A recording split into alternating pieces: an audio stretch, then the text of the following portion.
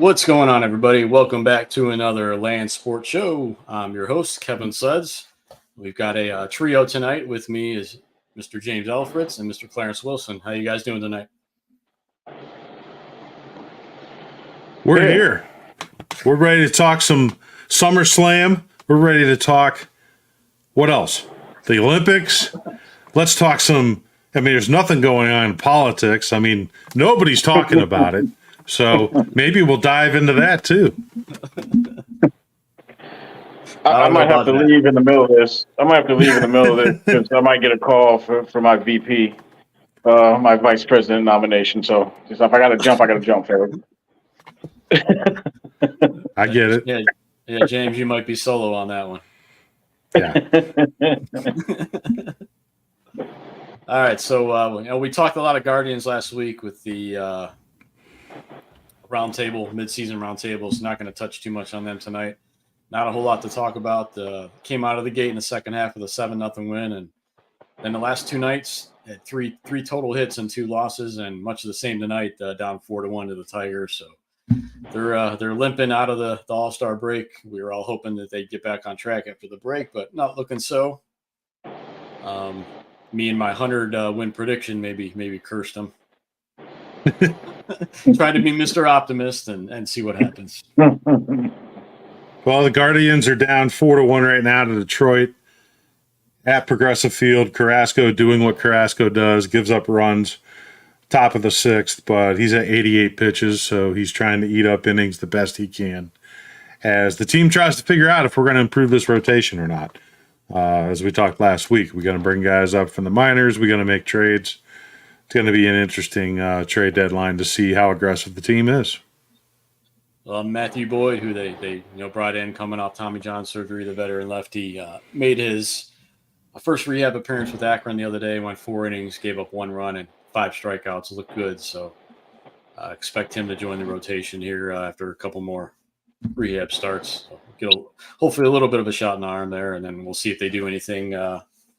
8 days away. We'll see if they're able to bring in another pitcher or maybe another hitter or two, because it looks like they could sure use a couple of those right now as well. As a casual baseball fan, do they have enough in their farm system to bring some guys up that might make an impact, or is it more of they got to make a trade and that's the way they're gonna do it? In my opinion, I think they need to make a trade. I don't think there's enough impact guys that are ready. Okay. I know there's a couple lefties, Joey Cantillo and Doug Nikhazy, who was just brought up from AA to AAA, who are pitching pretty well. But other than that, not really. Tristan McKenzie's down there. He walked 7 batters in 4 innings in yesterday's start. So it's promising. He's not looking too good. So I think they need to make a trade. James, I know you like some of the younger guys. What's your take on that?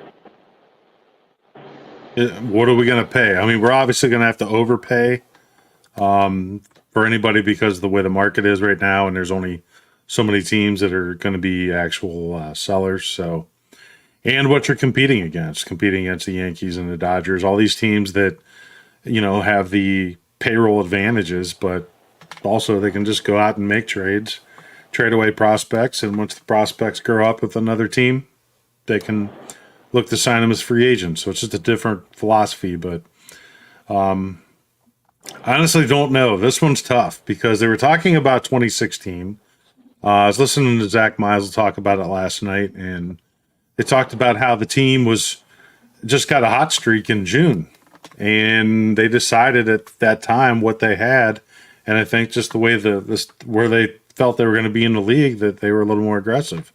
And one got Andrew Miller to help with the bullpen, who ended up being the ALCS MVP for the Indians. So I don't know. I guess we're just going to find out because we're right in the between right now. We didn't finish the half strong. I wasn't really overly concerned. Didn't like that we're 3-7 in the last 10 games. I guess when I see losing, I kind of go back to last year when we talked about wins versus winning teams. And I think that with competition be a little bit stronger here the second half, as I watch the ball go over top of Martinez's head in center field. Now we just, oh man. No, okay. Just don't put the game on right now. Make sure you stay tuned right here. Do not leave. Do not leave the Land Sports Show.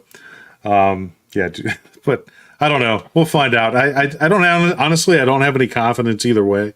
If I had to lean into it, I would say we might not do anything because it's just going to be astronomical, I think, for what they're asking for guys that really aren't, real game changers, I think, at the trade deadline. But Saban had a trade idea package: Noel, Martinez, Arias, and Dion for Garrett Crochet from the White Sox, who was hanging out with our All-Stars at the All-Star game. And, Josh Naylor kind of hinted at him a little bit too. So that talk about a guy that's going to cost a lot. That's one there, especially being from a division rival. White Sox aren't just going to give him away to somebody they're going to have to see for years to come. Exactly. But it'll be interesting to see what they do. July 30th next week is the deadline, and we'll talk about it more next show, next Monday, the day before. Yeah, right now I'm just not in love with anything out there, to be honest with you. Okay. I'm sure there's some areas we can improve, but the names that are popping up and what we'd have to give up, just not very confident. All right, so switching over to the Cavs, they just wrapped up Summer League, kind of an underwhelming Summer League, I guess, especially when you compare it to last year when they won the title. But they finished 2-3. Not many bright spots this year, honestly, except for Jaylon Tyson, their first-round pick. Yeah, he had decent first couple games, but the last couple, Craig Porter Jr. not in there. They put the ball in his hands, and he really excelled, averaged over 20 points a game, shot at over 50%. But his stats for the 5 games in 26 minutes, averaged 15.5 points, shot 40% from three-point range, which is encouraging, 7 rebounds, 4 assists, and 1 steal per game. What are your guys' thoughts on Mr. Tyson and his Summer League performance? I mean, it's promising, but it's Summer League. It's Summer League. I give Summer League. Yeah, I mean, it ain't nothing that's I don't see that as any kind of predictor for the future. But I would hope that our first round draft pick would be going out there and lighting it up because most of these guys aren't going to be in the league anyway. They're going to be in the G League or overseas or something like that. So nice to see him because his last game he put up 26, 10, and 9 or something like that. Yeah, he just missed a triple double. Yeah, so I mean it's nice to see, but again, I don't put much stock in Summer League performances. Hell, we were the Summer League champs last year, so we got that right. Banner hanging at Independence, right? We'll always have that.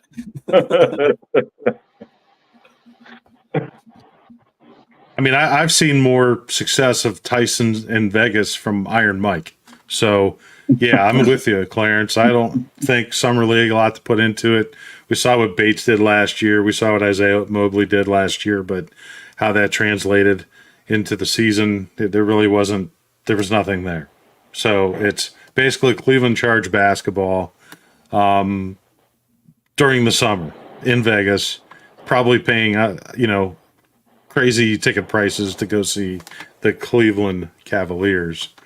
I would steer clear of that, but there's nothing to take out of that into the season except maybe Tyson gets part of the rotation or gets some minutes here and there throughout the season, but I don't see anything right off the bat. So, but his game looks decent. I'll say that.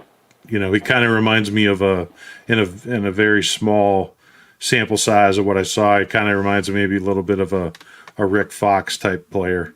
But and I hated Rick Fox at one time, but can do a little bit of everything. That's kind of what I saw, and we'll see. Young player yet, and I just don't see him going into Madison Square Garden against the Knicks in round 2 of the NBA playoffs and making a big difference. You know what I mean? So, I'll just stop there. I could see him as a replacement down the road for a guy like Karis LeVert. His game is pretty similar. LeVert's an expiring contract. He's going to be their biggest trade chip at the deadline next year. So, they moved LeVert. I could see him stepping in and then moving LeVert to get something else they need. The disappointing part, I think, in my opinion, and of course, it's the weakest spot on this team. We've talked about it over and over again, the big wing position. And, as good as Amari Bates played in Summer League last year, this year was kind of a letdown. He shot 28.6% from three-point range. I mean, he's pretty much a one-trick pony right now. And when you can't do that, then, you let him in scoring at 16 points, but his shot wasn't there. And I didn't see the aggressiveness I wanted to see, especially with him putting on, 26 pounds or whatever it was since he was drafted by the Cavs. And then the other guy they drafted a couple years ago, the international player, Luke Travers. There was a lot of talk about him possibly coming over this year, but he was really underwhelming in the Summer League. So now it appears that he's headed back to Australia for another year. Another guy they could have used in that wing position. So right now, it's Isaac Okoro. They made him a qualifying offer. There's no resolution there. I know the teams that can take his contract on now and sign him trades are pretty small. I think there's only one or two teams now. So it's going to be interesting to see what happens there. But, from all indications, it looks like they're going to run it back with what they had and, maybe add a backup big man and, not too exciting. But did have some big news. Evan Mobley signed his max extension, 5 years, $224 million. It's kind of inevitable that was going to happen. So they've got him and Mitchell locked up now in this offseason. Just their two biggest moves. Any thoughts on that? It had to happen. They didn't really have much of a choice. It's that their two biggest offseason moves were re-signing guys already on the team. That's just that they had no other choice. But now it's on him.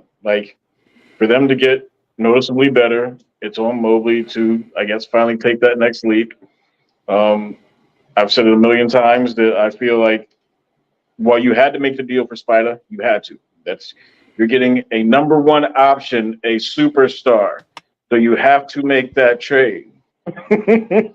You have to make that trade.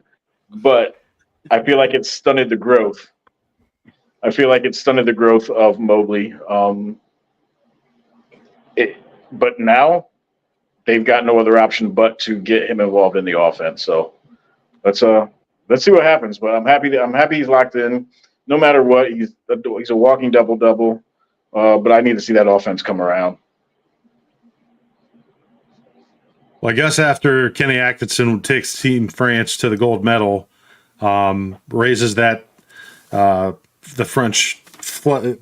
flag of France and everybody's getting their gold medals. That's his championship moment, and that's going to carry over to the NBA season next year and really make Mobley that great player. But guys, I don't know, man. I don't know why I'm so down on the Cavs right now. I'm usually pretty high on it. It's usually one of my favorite seasons besides baseball. Baseball is pretty enjoyable, even if we don't have the greatest team. But I guess I'm just disappointed in the team. They're doing what they need to do, right? The extension to Mitchell, the extension of Mobley, they're at least following suit. But I don't know what's going to be left to do. Like you said, Kevin, they're kind of stuck. They're just going to run it back. But the key's going to be the shot attempts for Evan Mobley have to go up. It's that simple. He has to now prove that contract that he just got. But it's up to Atkinson to make sure he's part of the offense, and he is going to get more touches. Allen's touches, I think, are going to go down. Garland's are going to go down. And for us, I think we're all going to benefit from that because Mobley's going to be one of the best players on our team in the very near future. So, and I hope it really starts this year where you really see the big jump that we're looking for, not just have moments here and there in a game or two, because maybe Allen's hurt or something like that. But with the core four on the floor and he's coming in with 32 and 13 one night with everybody playing because the ball is going through him a lot. If the matchup's there for that given night, there'll be other nights where it's Mitchell. What's going on, Ruben? Hey, welcome to the show. It's our old buddy Ruben. How you doing, Ruben? Thanks for tuning in. Appreciate it. Double R. Hey, Ruben, tell Ruben Jr., tell Ruben Rodriguez Jr., Ruben Rodriguez III, have everybody watch the show. Everybody tune in. Yeah, it's You guys, pretty much. It looks like they're going to depend on internal growth this year. Kenny Atkinson getting the most he can out of the backcourt duo. As I said before, that was one of his strengths with his Nets team. His backcourt scoring was one of the highest in the league. So hopefully he can get those two to mesh a little better, get some more out of Evan Mobley, and if they can do that, they'll have a shot to maybe get past that second round. But as we said, it's going to be tough with looking at what the other teams in the East did, and they were really aggressive and made some pretty big moves. Other than Boston, they pretty much stood pat. But they're the champs. So that's true. I really think that because they are going this route, I'm really starting to think that after 30, 40 games, right around the All-Star break, I guess, because that's about where they're at. Normally, they're right around mid-40s, 50 games when the All-Star break hits. I see them making a move. I don't know. I don't think that they're going to give it the entire season to run it back. I feel like if they're in a position where they can obviously do something at that point or make a deal, get Garland up out of here, or Allen. I really don't think JA is going anywhere, though. I think his whole connection with Donovan Mitchell, I think he's going nowhere. But I could definitely see Garland getting up out of here after about, like I said, 40, 50 games if things aren't gelling right, and they can make a move for that big wing that we've been asking for years. I see it happening. Yeah, I think it's possible, and I also think that they're going to move LeVert's contract at the deadline. They're not going to re-sign him, and that's too big of a trade chip to let it pass when you don't have much else to trade unless you're going to, like you said, trade Garland or Allen. But you said Allen seems to be Mitchell's boy, and he's also former player of Kenny Atkinson who enjoyed coaching him in Brooklyn, so there's that tie as well. So are we saying Dean Wade is not going to be the David Fry of the Cavs next year, where he makes that big leap and makes the NBA All-Star game the same way David Fry made the All-Star game for Major League Baseball? Is that not possible? No. We'll always have Boston from last year. We'll always have Boston versus Boston from last year. Just remember that. Yeah. That was his moment right there. Yeah. Yep. He's reached his ceiling from last year. His career moment. The wild thing is, I remember I don't know, probably before the beginning of last season, or maybe even during it. Wendy was on, and he was talking about how he was on ESPN or I don't know, some outlet, and he was basically saying, Dean Wade has value to other teams. And I'm looking at that, and I'm like, okay, I don't see what it is. I mean, he is a little bit bigger. He does at least try on the defensive end, but I don't know. I was kind of shocked when I heard it, but if it's coming from Wendy, it's one of those things like, all right, well, he's got sources. But I'm like, what are these people seeing in Dean Wade that gives him any value, I guess? Couldn't tell you. I mean, he did improve his three-point shooting last year. That was something where the year before you'd see him chuck up a three. I'm like, what?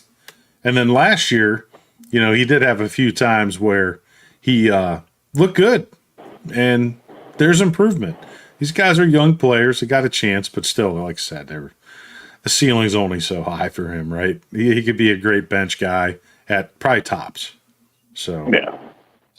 So Ruben makes a little bit of a point here. He said it's relatively simple, guys. Secretly admitting by not making any moves outside of their own players that it clearly all fell on JB, only making the coaching. I understand his point, but I don't think it's all on JB. Their roster construction's all messed up. So it still is. And I don't know why they can't see it, but everybody else can. But we'll see what happens. That's what happens when you give up all that stuff but you got to get your star. You got to get your star. So they had to give up a lot for it. So got to get your number one option. That's right. Ain't that right, James? Who? Huh? I know Mitchell's number one option on the Cavs for now. For now. For now. Going somewhere? If Mobley has to do something to try to even get up there in that level. Not that he's going to have a 71-point game next year. I sure as hell don't expect that. Mitchell and they're just different personalities in the way they attack the game. But I still expect them to force feed Evan Mobley next year that he is going to make that jump. If you took this roster, you took the core four, and you look at this Cavs roster and you drop him into like the late 90s, early 2000s when San Antonio was doing well with a David Robinson and working with a Tim Duncan, those two working side by side, kind of how our bigs are. You had Tony Parker and you had Ginobili, like that kind of a backcourt. It's just, those teams won championships, but that was that era where you could play that way. And I just don't know that we can continue, just like you're talking about, the roster configuration and how we're built without having that wing. And who's going to be a seller for a wing at that point next year? I think we're going to have to overpay. Of course, I didn't see Siakam going to the Pacers either, other than the Raptors didn't want to pay that contract and Indiana did. And good for Indiana. I think they made a great trade on that. Yeah, they made a good little playoff run. Yeah. Yep. But yeah, if Garland can get back to playing the way Garland played a year or two ago, and Evan Mobley can make that leap, that next step, then yeah, they have a shot at being a contender. And they get some kind of production out of the bench because, making no changes from last year's bench is a mistake in my opinion. Because, there were times when there was no production and, Donovan Mitchell pretty much had to do it all. So, that's going to be a big key. And like, I agree with Clarence. I think there will be a move or two in season, mid-season before the trade deadline, especially if it's apparent that the backcourt's not going to work with Garland and Mitchell. Obviously, Mitchell's not going anywhere, so Garland could be the odd man out there. Agreed. All right, so before we get into football, did you guys check the USA game the other night against South Sudan? Yeah, you were talking about wings. I'm like, can't we borrow some wings from them? They played pretty nice. Yeah, they led by as many as 16 before LeBron took over, and they pulled out a 1-point win. But definitely not what you expect. I look at that matchup before the game. I think 30-point blowout win. I think it was my gambling buddy told me that it was U.S. is favored by 44.5. Wow. I was like, nobody took that. The South Sudan's coach probably took that. He's like, oh yeah, we got this on lock. But that's incredible that that it took that. Like I wasn't really watching it a whole lot, and my buddy kept texting me. He's like, "You watching this?" I turned it on. They were up by, I think it was 99-92. U.S. was up. Then they South Sudan hit a 3, and then I went and did something, and all of a sudden they're up 100 or 199. So I don't know. I sure as hell don't want to see them lose, but I'm also not real encouraged by 1-point wins versus South Sudan. Exhibition or not, right? Right. Right. Same thing with the Team USA for the women's team losing to the WNBA All-Stars. Can you imagine if we would have had both Team USA's men and women's basketball teams losing on the same day, even though it's an exhibition. I'm sure that's never happened before, ever. I highly doubt it. Not that I can remember, anyways. We need some dogs on that team. Like, what was it in '92? They were talking about some team. Maybe it was Angola. It's like, Charles, you know where Angola's at? And Barkley's like, nope, but I know they're in trouble. And they went out there and killed them boys. Like, they need something like that. And I feel like that's kind of gone in the NBA. There's a few guys out there that are dogs like that, but I feel like all these players are too friendly and everything. And I don't know. LeBron shouldn't be making last-second layups to beat South Sudan in an exhibition game, and there needs to be like a killer instinct. They go out there and pound these boys. I mean, the world's caught up in a lot of different countries, and the Serbian team. It's going to be probably one of the most competitive men's basketball Olympic games that we've probably ever seen, even no matter what the talent we have, no matter it's the swan song, LeBron's last time on the Olympic team. These guys are up for a challenge. And I'm really excited to actually watch. Olympics actually are one of my favorite sporting events. I would rank that with NCAA men's tournament, basketball tournament. Those are probably two of my favorite sporting events outside of just general Major League Baseball on opening day. And then the start of college football season. But I get excited for the Olympics. I love watching all the different events that you don't get to see, except for every 4 years. Definitely love the swimming. That's one of the most exciting ones. But I'm really looking forward to it. And if they get beat, I'm not going to be shocked. I really won't be. You guys will be. Not after that performance, no. No. Well, you said it. The rest of the league, like, it's catching up. Like, I think, what is it, Team Canada? Pretty much their entire roster is made up of NBA players, and they have the star and SGA. Like, it's not, some of the other teams I think we've seen over the years have, a bunch of NBA guys, but a lot of these dudes are role players. Well, SGA was an MVP candidate, and he plays for Canada, and they've got a solid squad. So they're catching up. Oh, there are no doubt. But it's good. It makes it more competitive. So as much as I want to see the USA win the gold, how fun is it seeing them win every game by 40, 50 points? It's kind of fun. I can't lie, man. It is, but I like competition, though, too. I do too. I just don't want to see them get close. Yeah. We can go back on YouTube and watch the 92 team. There we go. Yeah.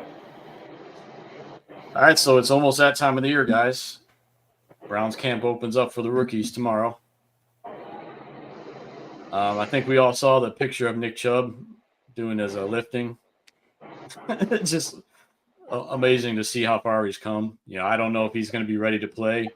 The cautious side of me wants them to sit him out at least 3-4 games. Well, if they put him on the PUP list, it'll be 4 games. Just to be cautious. You got some depth behind him. But I wouldn't put it past him to be out there week 1. What do you guys think about Nick Chubb and when he's going to play? Go ahead, Clarence. I don't know. Like you said, I'm not putting anything past him. Again, I was there when it happened. Didn't think that he would be doing the things that he's doing now after watching that injury.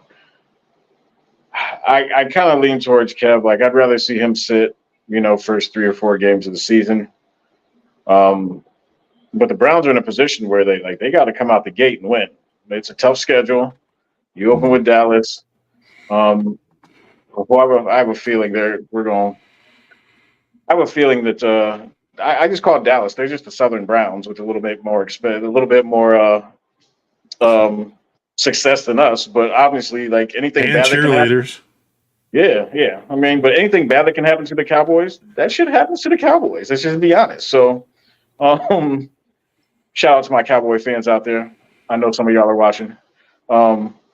So I really hope that I hope that he gets right, but I wouldn't mind seeing him sit for first 3 or 4 games and just get right, and then come out and help this team in the last 13 or so games of the year. It's not how you start; it's how you finish. So Exactly. I agree though what you said, that we got to come out of the gate hot. I mean, there's not really many off weeks. This, we're not playing. I don't think the Jets and some of the crap teams that we fed on, the Cardinals. This is a tougher schedule. So, do we need Nick Chubb? I need Nick Chubb when he's ready to be actually Nick Chubb on the field. So it's one thing to squat all that weight straight up and down. It's another thing to be cutting and moving on a field, avoiding tackles. So, but it's just exciting. It's typical Nick Chubb, putting the work in the offseason, whether it was coming off of the injury that he is, or if it was just a normal offseason. The guy's busting his ass, first class. One of our favorite players, I think, here in Cleveland of all time. What a great human being he is, too. And just to get him back this year, and if he can resemble anything that he was like prior to this last injury, and give us a good couple more years and help lead us to a Super Bowl and get a carry in the Super Bowl and just be an important role again in that offense, we will all take that all day long. And if there's anybody, I think we've laughed, guys, over the years, how many people have bought shit jerseys of Cleveland Browns players, but that nobody, I think, can go back and look and ever say anything negative about anybody that bought a Nick Chubb jersey. That's how well respected he is in the city of Cleveland. Yeah, as big of a key as he is to come back, and I'm looking forward to it. Hopefully it's week 1 or week 4, whenever. I think we all can agree that the biggest key to this season is the health of Deshaun Watson and the play of Deshaun Watson, because the Browns go as Deshaun Watson goes, and by all accounts and everything I've heard, he's 100% healthy and ready to go. So you guys agree with me on that? Oh yeah, I've been saying it from the moment we dealt for him. Like, it's anybody who came out and thought that this move for Watson wasn't a Super Bowl or bust move. I'm sorry, you're an idiot. You don't trade all those things away. Bring in this particular guy. It's not that they traded these things away, but they brought in this particular guy with all the stuff that surrounds him. You don't make that move unless you're planning on winning a Super Bowl. Just getting there or just winning a couple playoff games, that's not enough. That's not enough. It all falls on him. If he doesn't show out this year, Browns are in trouble. I've said it many a time on this podcast. Joe Flacco ain't coming off the couch. He's not coming off the couch.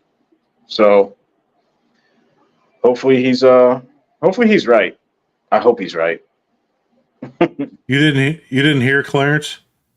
No. Flacco sold his couch to Deshaun Watson in the offseason.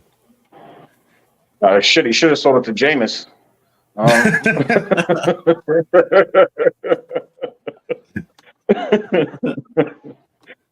Should have sold that Flacco shit had straight a to garage Jameis. sale. I mean, does Deshaun have to play at that level? We talked about in the past. Yes, I think he does more than. In other words, Deshaun wants to be back at the level he was when he was a Pro Bowl type quarterback. I think that's part of his moxie. That's part of his confidence. I think he needs that. However, with the defense that we have, and if the defense can improve just on the road alone, then, Kevin, you can remember other teams where defensive carry. I mean, you look at the Ravens defense that won the Super Bowl. Was that Super Bowl 30, I think, against the Giants, to where they had average quarterback play, but their defense was so good that they could afford to just take care of the ball. I don't know that I want to see that as a fan, because that's kind of boring on offense. It really was. But I think that's where I'm like kind of in between. I need him to not turn the ball over so much. My gosh, Last year, we turned the ball over on offense so much. It was so depressing. I just want to see him manage the game, especially in those important moments, and not have big turnovers and make good decisions. Because I think you saw the workouts. We feel that he looks like he's going to be back. Everybody looks great in the offseason, right? Until the pads go on. Right. But I think if we can get somewhere between him being that Pro Bowl quarterback when we need him to be at moments, even when he doesn't have a great game, when he's going against a tough defense, but our defense has stepped up and we just need that one play to win 20-16 or whatever it is, like a low scoring where the defenses are just beating the hell out of the offenses. That's what I'm looking for. That's the key part that's going to set him to where we have confidence in him too, to where you can not be at your best, yet still perform at those important moments in the game and make it count and lead the offense down to score the go-ahead touchdown or game-winning touchdown or put your field goal kicker in a position to win the game. So those are all key components. You know how an NFL season works. There's so many different ways to win. Are we going to blow teams out? Maybe we'll get a couple this year. Are we going to have those tough losses? Yes. But we're also going to have those really close, important wins. How many are going to come from behind? I don't know. But that's just the NFL season. There's not a cakewalk.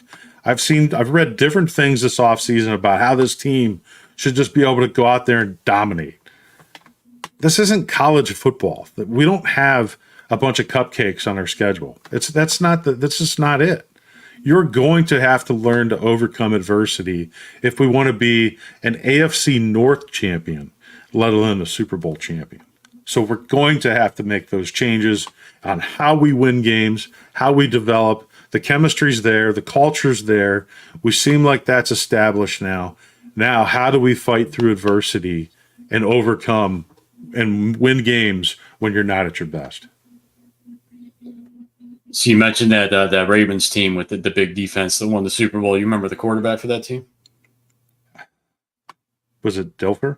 Yeah, Trent Dilfer? former Brown Trent Dilfer. One of many on the quarterback jersey.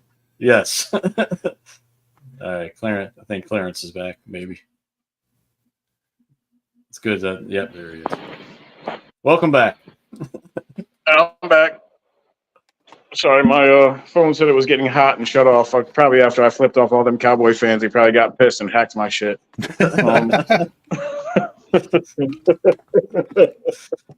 Hey, Cowboy fans, they're too busy rooting for the Yankees right now. Very true. And the Lakers. Yeah, and the Lakers. They're ordering their James Jr. jerseys, Summer League Laker jerseys. So before we wrap it up, got a Browns question for you. You know, Amari Cooper looks like he's going to be holding out of training camp. They're not very close on a contract.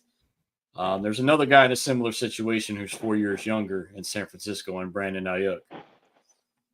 Would you, if you were the Browns, pursue a trade for Aiyuk, sending Cooper and maybe a draft pick or two for a guy who's 26? And they're going to have to pay more, obviously, but 4 years younger, faster.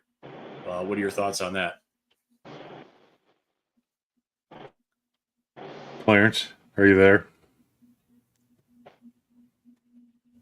Take it away, James. I will jump right in on that.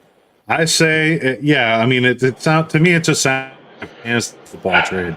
We're talking about Amari Cooper, who's one of the top. I worry. You back? I worry that. There you go.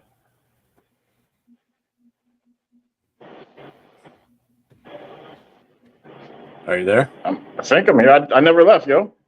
we could. You were frozen, and then James up. started talking, and then you start. Can you hear me?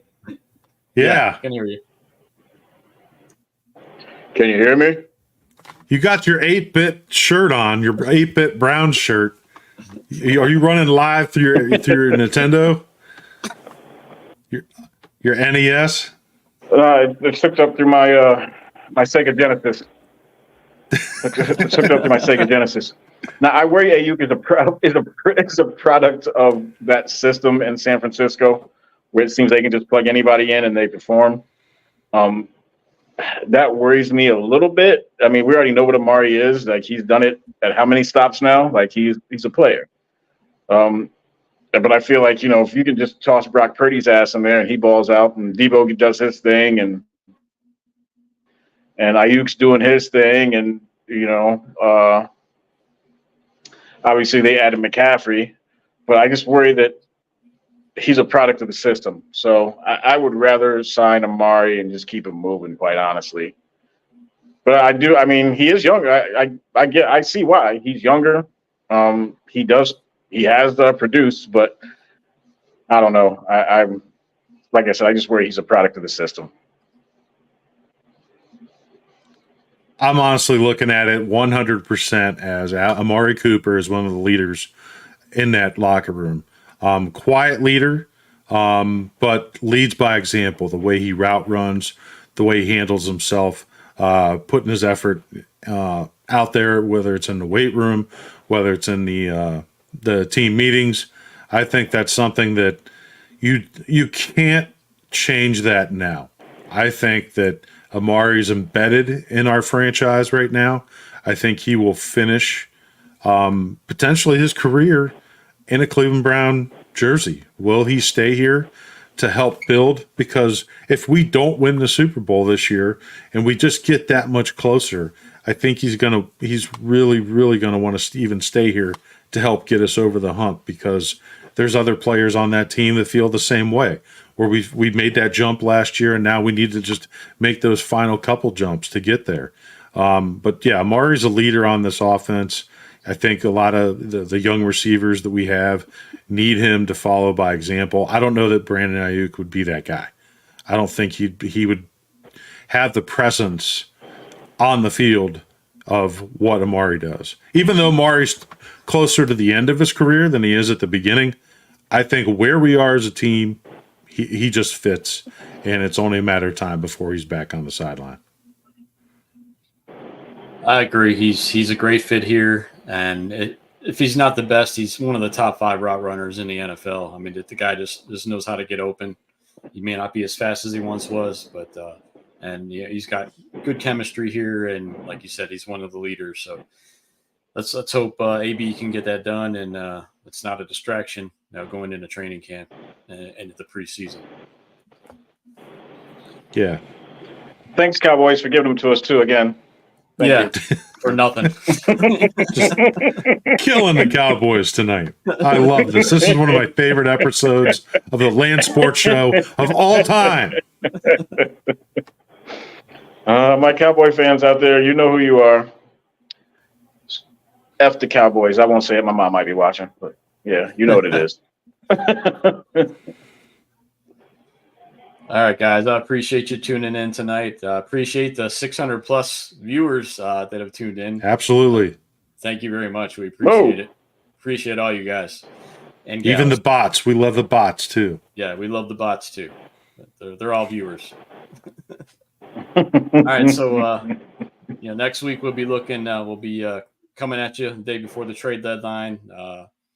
Maybe the Cavs will make a move between now and then. Doubt it, but who knows? And we'll be getting into more Browns with training camp opening. So everybody have a good night, and we will talk to you next week.